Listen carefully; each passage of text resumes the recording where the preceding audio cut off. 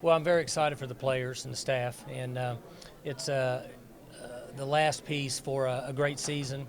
We certainly wanted to win the conference, but we came up a little short in the end. But for the pieces to fall in place for us and have an opportunity to play at a New Year's Day Bowl, and especially a bowl game as historic as the Sugar Bowl, and we haven't been there. And it's always fun for all the fans, university, players, coaches, families, everybody to go to a new bowl site and spend a week together. Where did you watch the Texas-Baylor game, and what was your reaction? You know, it's interesting. I was at an 11-year-old basketball tournament and in Ripley, America, and we like going there and playing basketball, but the cell service is not any good, so I didn't have cell service. Well, we finished our second game, so I went and got in my car and drove down to the gas station to get 2 corn dogs, and my phone started dinging text messages like crazy. And I was getting the play-by-play, but the play-by-play was already over. So I couldn't get to the end fast enough, and that's really how I found out. I did not see one play of that game. It's pretty incredible. And I guess it was better that way, you know? Well, it was a roller coaster, but I'm going to guess you might have been riding a competitive roller coaster at an 11-year-old basketball tournament. 11-year-old was 3-0 in the game, Okay.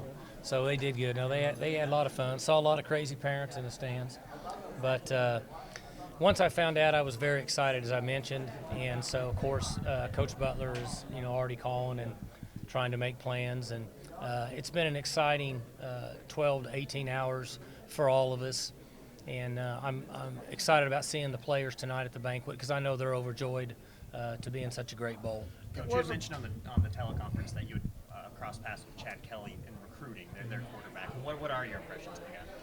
Well, we liked him when he was in junior college. And we didn't need a junior college quarterback at that time, but thought he was a really good player. Actually talked about it a little bit just because we thought that he would be a good player at this level. And obviously we were dead on that one.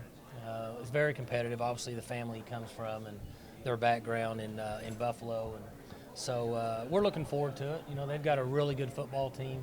And it should be a great game. Have you followed Laquan Treadwell's career as well? I know he was another guy who was kind of close to coming here at one point.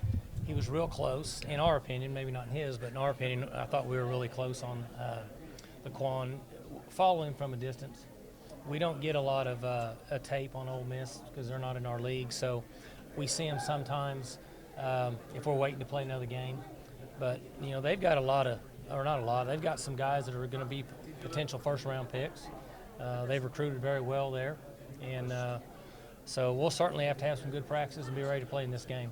You were down there during the Sugar Bowl preparations a couple of years ago when you accepted the Eddie Robinson Award. And also, this bowl is, if I'm not mistaken, it's your 4th New Year's Day Classic Bowl game. That doesn't get talked about a lot, but that's another accomplishment in the program.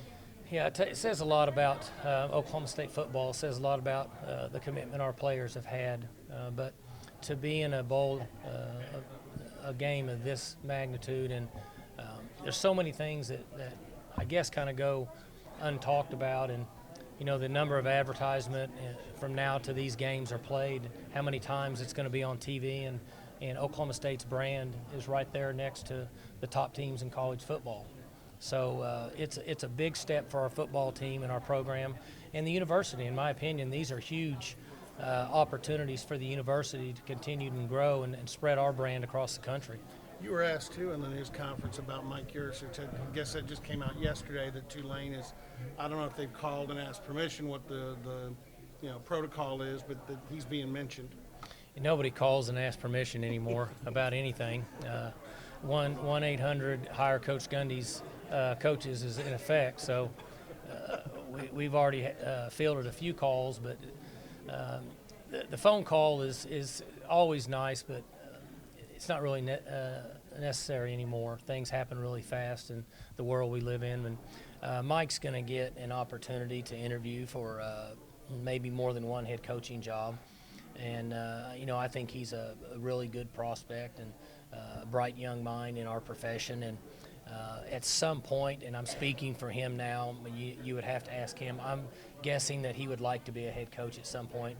Where that would be and what school would pursue him, and the fit would be the right time for his family would be up to him. But When we have success, we're going to have coaches that are up for other jobs, and it's just part of the business.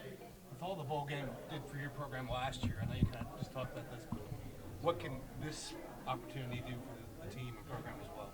I don't think there's any question that bowl games are very important, and we've been to 10 in a row now. We've been very fortunate, and it's been the same procedure for us. We want the players to enjoy 3 weeks together.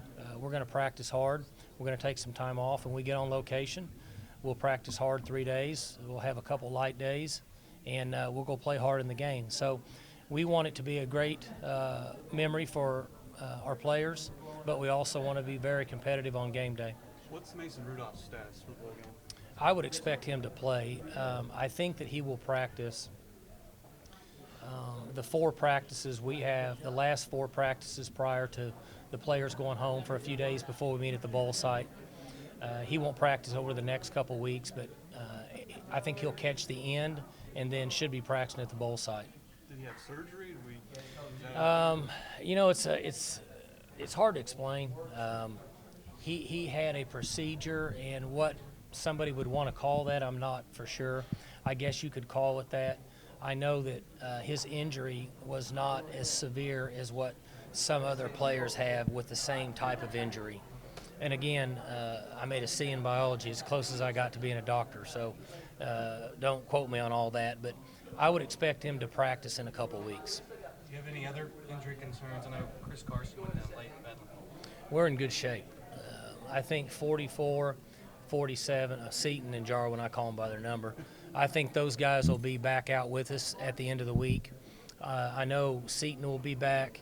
Jarwin will be back no more than a week from now.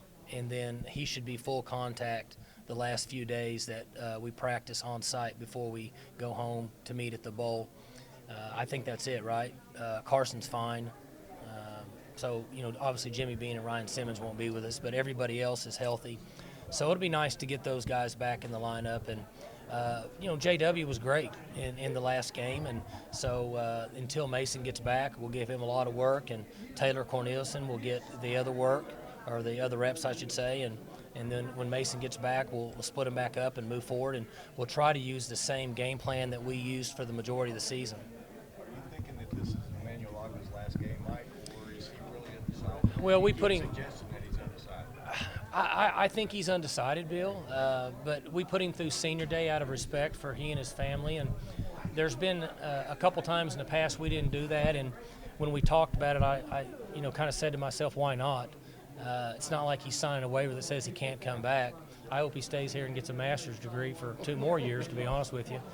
But if he decides the time's right for him based on whatever projections could be in place, then we certainly want him to do very well. He's very deserving of every honor and good things that happen to him from this point on. That's something between him, the NFL, and his family. I've seen it go both ways. We've had Blackman and Whedon and Russell and Pettigrew. Those guys all came back and ended up being middle to early first-round picks and did very well. Emmanuel likes school.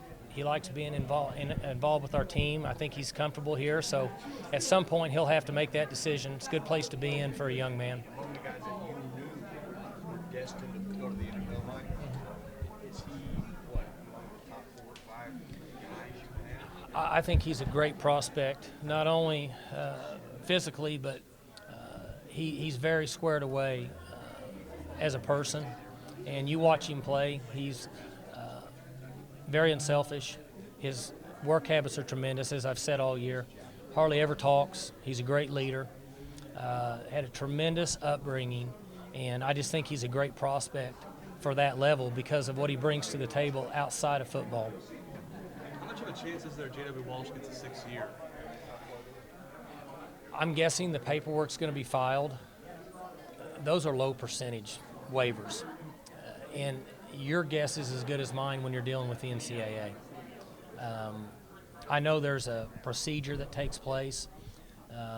We would love for him to be able to come back, and I think that he would like that. But there have been examples of young men that, in our opinion, not necessarily here, but maybe at other schools, were very deserving that didn't get a 6-year, and then some that you kind of shake your head, how did that happen? So it's really hard to predict what the NCAA will decide on his situation.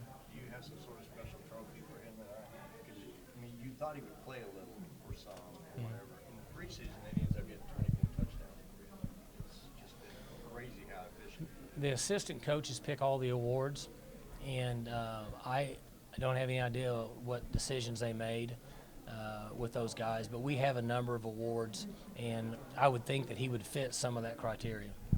Last couple questions.